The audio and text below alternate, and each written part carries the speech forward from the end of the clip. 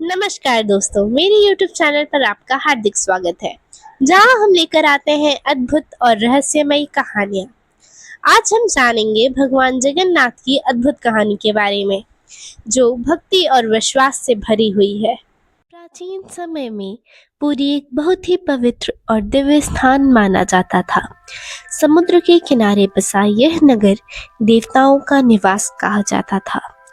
सुबह की लहरों की ध्वनि, मंदिरों की घंटियां और भक्तों की आस्था इस भूमि को और भी पवित्र बना देती थी। इस पवित्र भूमि पर एक महान धर्मनिष्ठ और परोपकारी राजा राज्य करते थे, राजा इंद्रद्युम्न।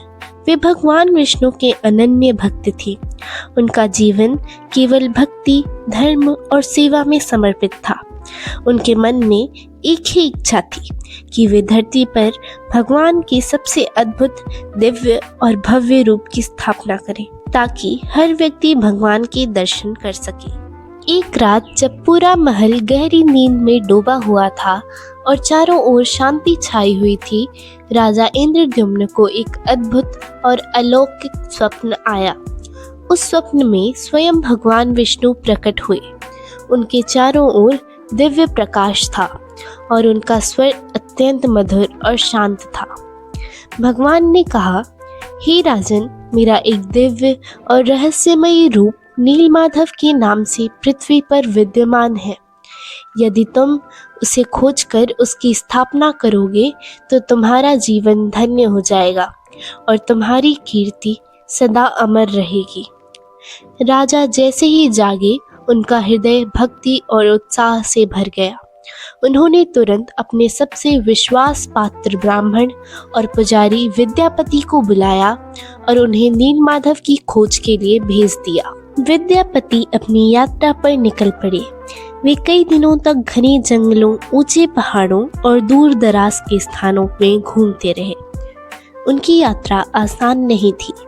कभी तेज धूप, कभी घना अंधकार, कभी कठिन रास्ते, लेकिन उनकी आस्था उन्हें आगे बढ़ाती रही।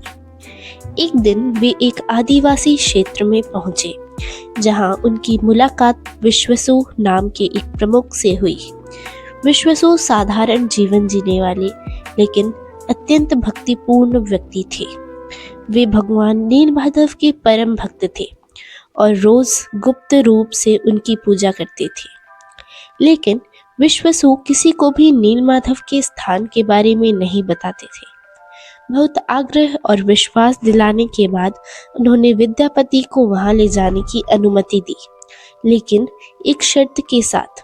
विद्यापति की आंखों पर पट्टी बांध ही जाएगी। विद्यापति समझदार थे। उन्होंने चुपके चुपके रास्ते में सरसों के दाने गिरा दिए, ताकि वे उस स्थान का मार्ग याद रख सकें।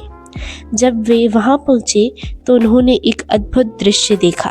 चारों ओर दिव्य प्रकाश फैला हुआ था और बीच में एक तेजस्वी मूर्ति थी। वही भगवान नीलमाधव थे। उसी क्षण विद्यापति का हृदय भक्ति से भर गया। वापस लौटकर उन्होंने राजा इंद्रद्युम्न को पूरी घटना सुनाई। राजा इंद्रद्युम्न तुरंत वहां पहुंचे, लेकिन मूर्ति अदृश्य हो चुकी थी। यह देखकर वे बहुत दुखी हुए। तभी आकाश से आवाज आई, निराश मत हो, तुम एक भव्य मंदिर बनवाओ, मैं नए रूप में प्रकट होऊंगा। कुछ समय बाद समुद्र से एक दिव्य लकड़ी का लट्ठा बहकर आया, जिसे दारू ब्रह्म कहा गया। वह इतना भारी था कि कोई उसे हिला नहीं पा रहा था। राजा ने सच्चे मन से प्रार्थना की और चमत्कार हुआ। लकड़ी हल्की हो गई और मंदिर तक लाई गई। एक वृद्ध बढ़ई आया, जो वास्तव में भगवान विश्वकर्मा थे। उन्होंने शर्त रखी कि जब तक वे मूर्तियां बना रहे हैं, कोई दरवाजा नहीं खोलेगा। कई दिन बीत गए, लेकिन अंदर से कोई आवाज नहीं आई। चिंता में आकर दरवाजा खोल दिया गया। दरवाजा खुलते ही बढ़ई गायब थे और मूर्तियां अधूरी थीं। हाथ पैर पूरे नहीं थे, लेकिन चेहरे अत्यंत दिव्य थे।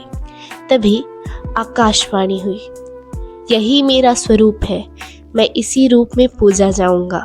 इसी रूप में भगवान जगन्नाथ, बलभद्र और सुभद्रा की स्थापना हुई।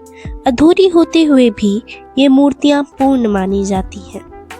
हर साल रथ यात्रा के दौरान भगवान को भव्य रथों में बैठाकर नगर में घुमाया जाता है। लाखों भक्त रथ खींचते हैं और भगवान का आशीर्वाद प्राप्त करते हैं। सच्ची भक्ति में बहुत शक्ति होती है। धैर्य और विश्वास से भगवान की प्राप्ति होती है। भगवान हर रूप में पूर्ण है, चाहे वह हमें अधूरे ही क्यों न लगे। इसके साथ यह कहानी यहीं समाप्त होती है। अगर आपको वीडियो पसंद आया होगा तो चैनल को लाइक, शेयर और सब्सक्राइब करना बिल्कुल मत भूलिएगा। जय जगन्नाथ।